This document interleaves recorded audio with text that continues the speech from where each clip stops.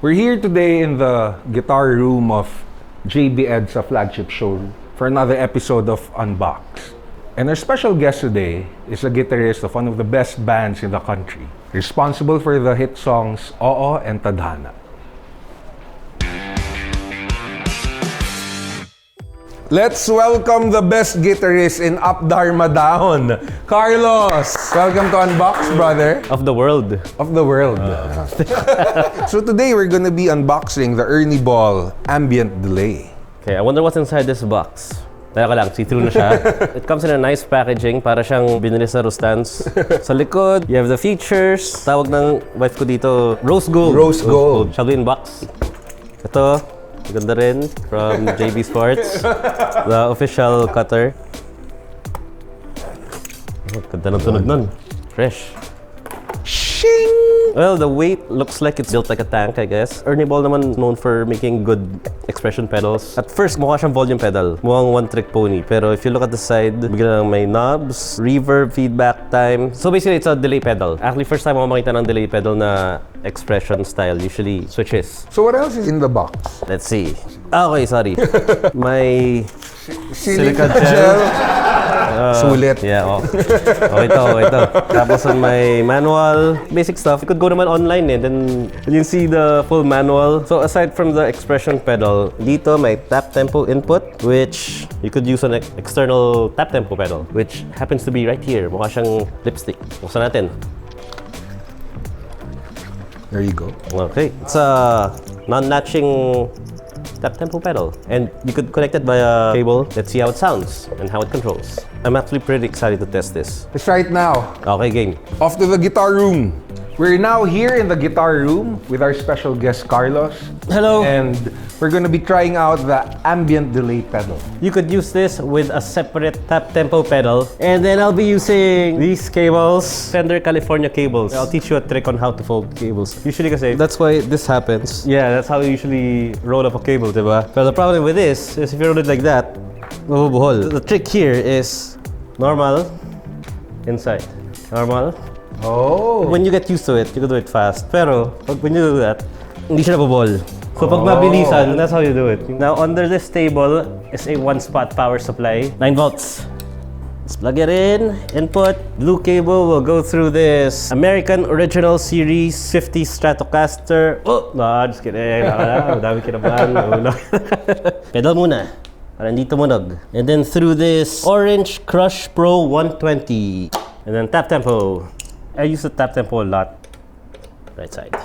Here you go. Man, this is a nice guitar. Power. Okay, this is our clean tone. Now to the main part. Ernie Ball Ambient Delay. Oh, that's built-in reverb. Cool. Ambient, because kaya may reverb. Time is the intervals between each repeat. And feedback is, I'm guessing, number of repeats. Well, maganda to. May texture. So kung nakapatong pa mo, hindi matutulas. And then let's see what the expression pedal controls.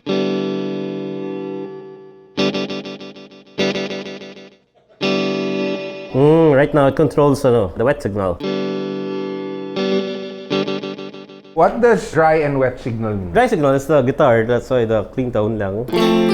Direct signal. And then wet signal is the signal that's being produced by the pedal. It's being blended together. When it's expressed like this, it's I think 100% wet, 100% dry. Now, when you lessen it, nababawasan. Then let's see what else it can control. My feedback's at 12 o'clock, time's at 9 o'clock.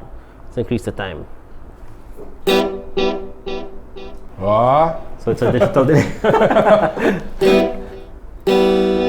Okay, so there's a way na you can control the other modes, no? From the way it sounds, it's a digital delay. Comes with may reverb. Yun, ambient. Para ka nasa cave. Siguro back then, to record reverb, you'd have to bring an amp talaga in a cave. Hindi naman siguro, or like a room or that parang feel. Oh, eto ngayon, you could just do it in a single small box. So. Eto, tap tempo, sobrang useful nito. It controls the speed via tap, non-latching 3PDT switch, if I'm not mistaken. maganda yung tap tempo eh. The time of the repeats, intervals, follows your tap. So if your beat goes like this, tug, kax, kax. Ay, doon pala yun. Oh. What songs in your first album did you use delay on?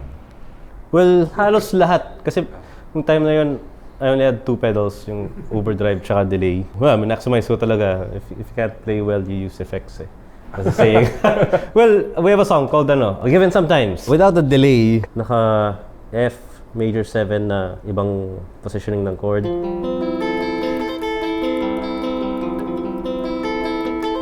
Pero with a delay and tap,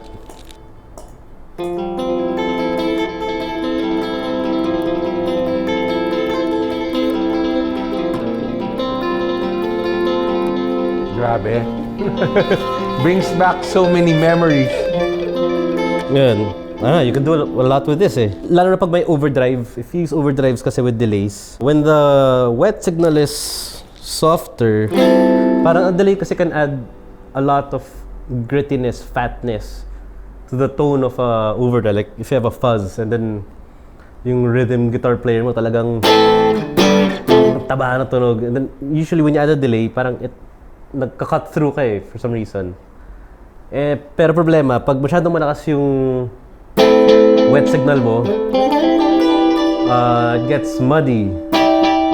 Lalo na ba ito ng overdrive? I don't have an overdrive now. They put this para pag live, you can control the amount of wet signal.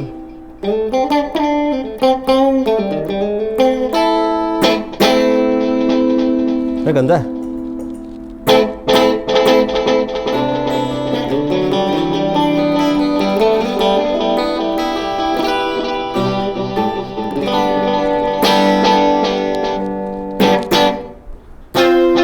Pwede ka ba try na naka-telecaster? Of course. Oh, it comes with a reverb pala.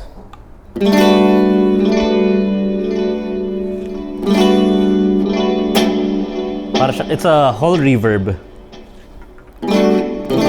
Ganda. So it's like 2 pedals in 1. Grabe. Oh, and Ang gusto ko bumili ng pedal nun. Oo nga eh. Hingi tayo mamaya. Oh. Yung main riff ng Tadhana, it's a B major 7. Yeah, it's probably like 3 layers of delay. Analog delay, digital delay. May iba-ibang timing. That's basically the main riff. And then... Gusto mo kumanta? Hindi, you can play it. You can play it. Kahit walang kumakanta. Oh yun, we have a song sa first album. Sa first album, I used talaga digital delay. Wala pang tap eh. I had to manually adjust the time. Ngayon, may ganito na. Very particular ako sa tap tempo na when the pedal is on bypass, you can tap the sound na. Whoa. Kasi usually, there are other pedals na you can only tap when it's on. When it's off, parang talagang everything's not functioning talaga. So ito, kahit naka-off, gumagana na yung tap. So yan, I'll do it fast. Ayun. Yun. Ayun. Again. Ayun. So yun, so okay tong pedal na to live. Ganda siya. We had a song entitled Hiwaga. Let's see. That's